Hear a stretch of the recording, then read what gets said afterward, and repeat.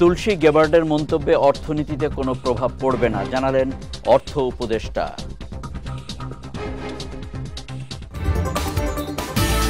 শেখ হাসিনা পরিবারের ৩১ ব্যাংক হিসাবের প্রায় ৪০০ কোটি টাকা জব্দ।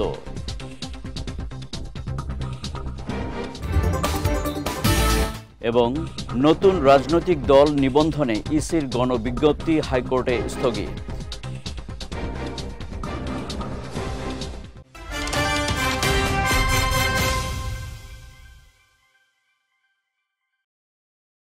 আসসালামু আলাইকুম।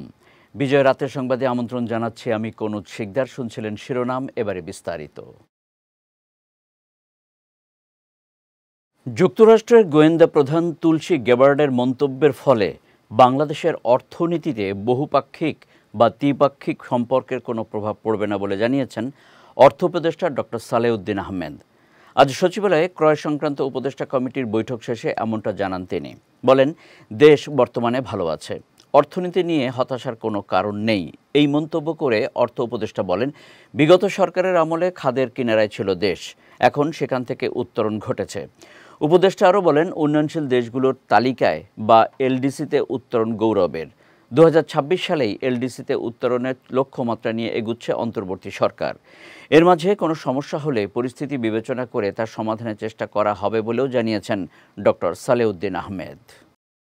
তুলসী আবার যেরকম উত্তর দিয়েছে এবং সেটার প্রসঙ্গে অনেকে বলেছে, আপনি অনেক জার্নালিস্টরা বলছে, এটা পেতে আমাদের কোনো ইস্যু নেই। তবে ওইসব মন্তব্যে আমাদের অর্থনৈতিক কোনো বহুপাক্ষিক সম্পর্ক বা দ্বিপাক্ষিক সম্পর্ক প্রভাব পড়বে না।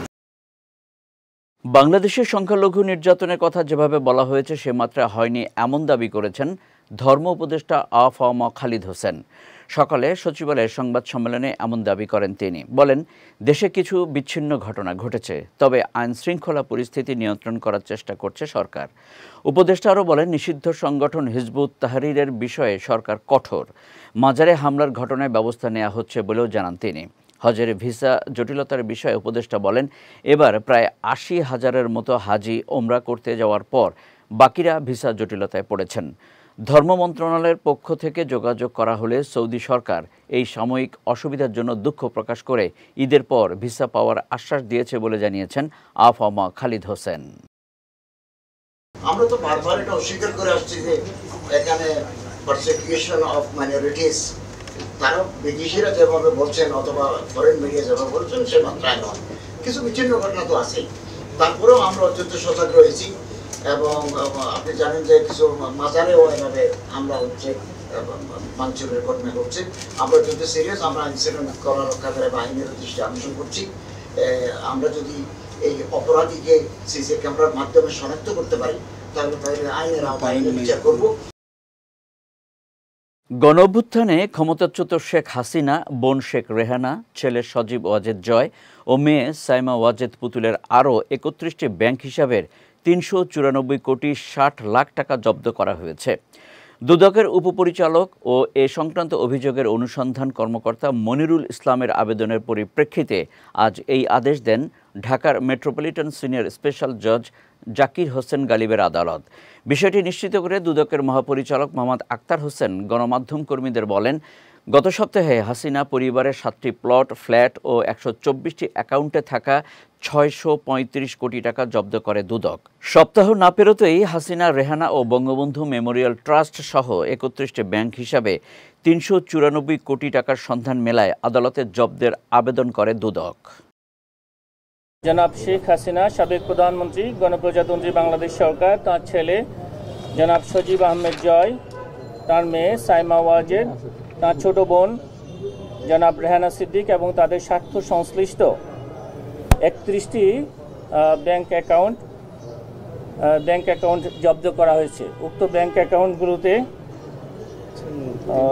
৩৯৪ কোটি টাকারও বেশি ৩94 কোটি ৬০,৭২,৮০৫.৭১ টাকা অবরুদ্ধ করার আদেশ বিজ্ঞ আদালত থেকে পাওয়া গেছে। আমরা এই কিছুক্ষণ আগে এই তথ্যটি আমরা জানতে পেরেছি।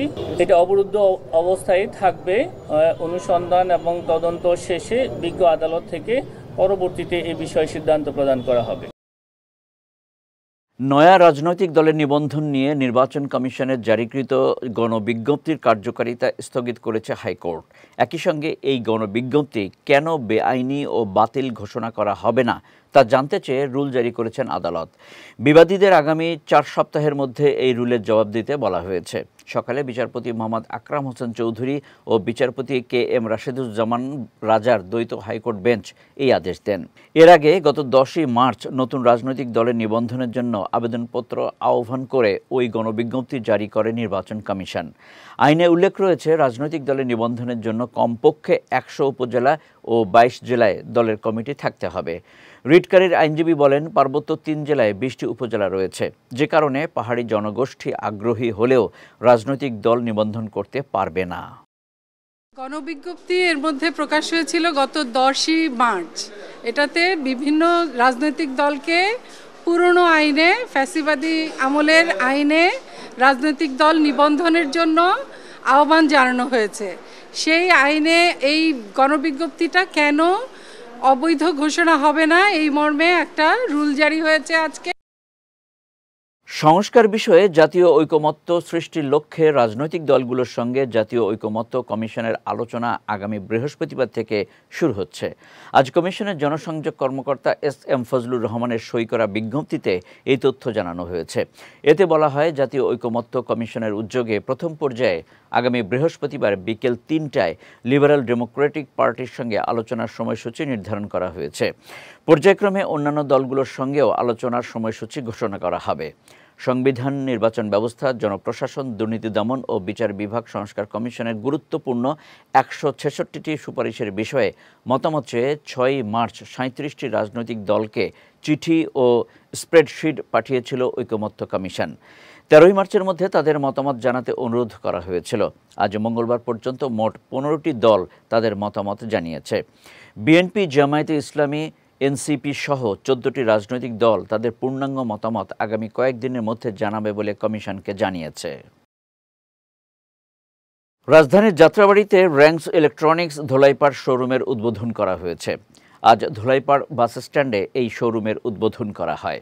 উদ্বোধনকালে সনি ইলেকট্রনিক্স বাংলাদেশ ব্রাঞ্চের head Ricky Lucas, Rangs electronics লিমিটেডের সিনিয়র জেনারেল ম্যানেজার মোহাম্মদ জানে আলম সহ অনেকে উপস্থিত ছিলেন। এখানে সনি, র্যাংস, ফিলিপস, কেলভিনেটর সহ বিশ্বমানের বিভিন্ন ইলেকট্রনিক্স ব্র্যান্ডের পণ্য পাওয়া যাবে। এছাড়া উদ্বোধন উপলক্ষে থাকবে আকর্ষণীয় ডিসকাউন্ট ও ফ্রি গিফট সহ নানা চমক। এবার জেলা সংবাদ।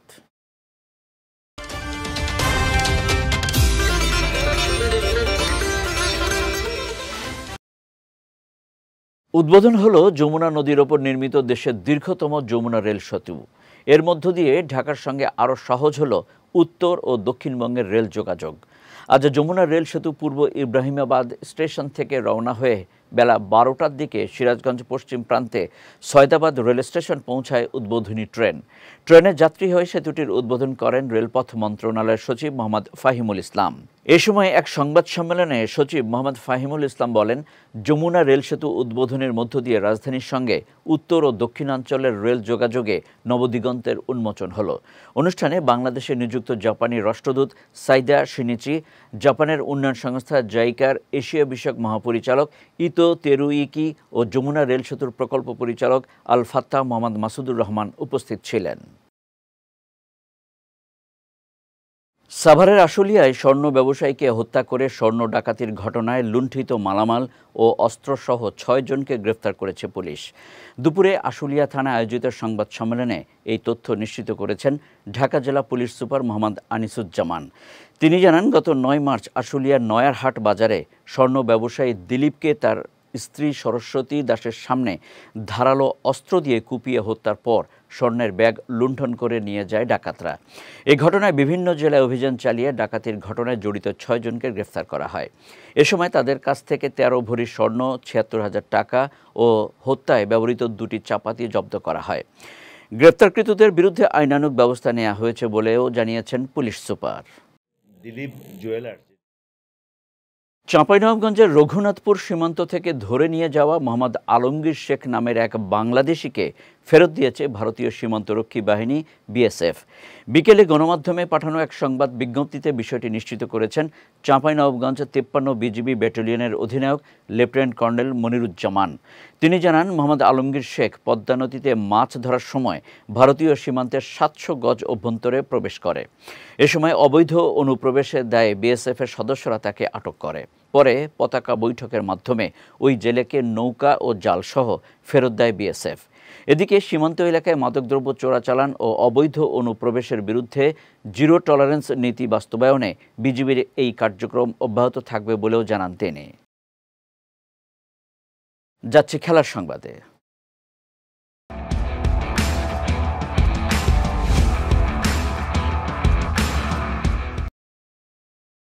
পাকিস্তানের বিপক্ষে 5 ম্যাচের টি20 সিরিজের দ্বিতীয় ম্যাচেও জয় নিশ্চিত করেছে নিউজিল্যান্ড। আজ ডানেডিনে সিরিজের দ্বিতীয় টি20তে পাকিস্তানকে 5 উইকেটে হারিয়ে 2-0 ব্যবধানে এগিয়ে যায় কিউইরা। এদিন বৃষ্টির কারণে দেরিতে শুরু হওয়া ম্যাচ নেমে আসে 15 ওভারে। সিরিজের প্রথম ম্যাচে 91 রানে গুটিয়ে যাওয়া দলটি এবার 135 রান করলেও ম্যাচের ভাগ্যে কোনো পরিবর্তন আসেনি। বরং নিউজিল্যান্ড 11 বল হাতে রেখেই 5 উইকেটের সহজ জয় তুলে নেয়। এদিকে 21শে মার্চ সিরিজ রক্ষায় তৃতীয় ম্যাচটি বসবে অকল্যান্ডে। পরের দুটি অনুষ্ঠিত হবে 23 ও 26 মার্চ। ম্যানচেস্টার ইউনাইটেডের চলতি মৌসুমের পারফরম্যান্স একেবারেই হতাশাজনক।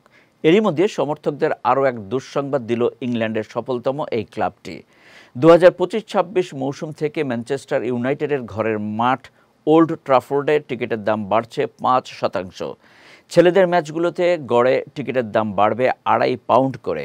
এ বিষয়ে ম্যানচেস্টার ইউনাইটেডের প্রধান নির্বাহী ওমর বেরাদা বলেছেন, ক্লাবের আর্থিক সংকটের কারণেই সমর্থকদের চাওয়ার বাইরে গিয়ে তারা টিকিটের দাম বাড়াতে বাধ্য হয়েছেন। তিনি আরও বলেন, এই মুহূর্তে ক্লাবের মোট দেনা 100 কোটি পাউন্ডের বেশি। তাই টানা 11 মৌসুম টিকিটের দাম স্থির রাখার পর গত 2 মৌসুমে টিকিটের দাম 5% হারে বাড়ানো হয়েছে। ইংলিশ প্রিমিয়ার লিগের পয়েন্ট তালিকায় ম্যানচেস্টার ইউনাইটেডের অবস্থান এখন 13তম স্থানে। আগামী 2রা এপ্রিল নটিংহামের বিপক্ষে মাঠে নামবে ম্যানইউ।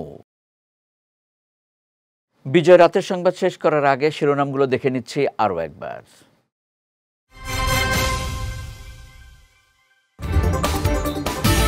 তুলসী গেবার্ডের মন্তব্যে অর্থনীতিতে কোনো প্রভাব পড়বে না, জানালেন অর্থ উপদেষ্টা।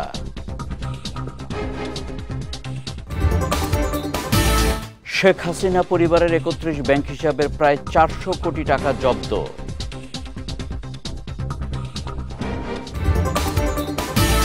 এবং নতুন রাজনৈতিক দল নিবন্ধনে ইসির গণবিজ্ঞপ্তি হাইকোর্টে স্থগিত।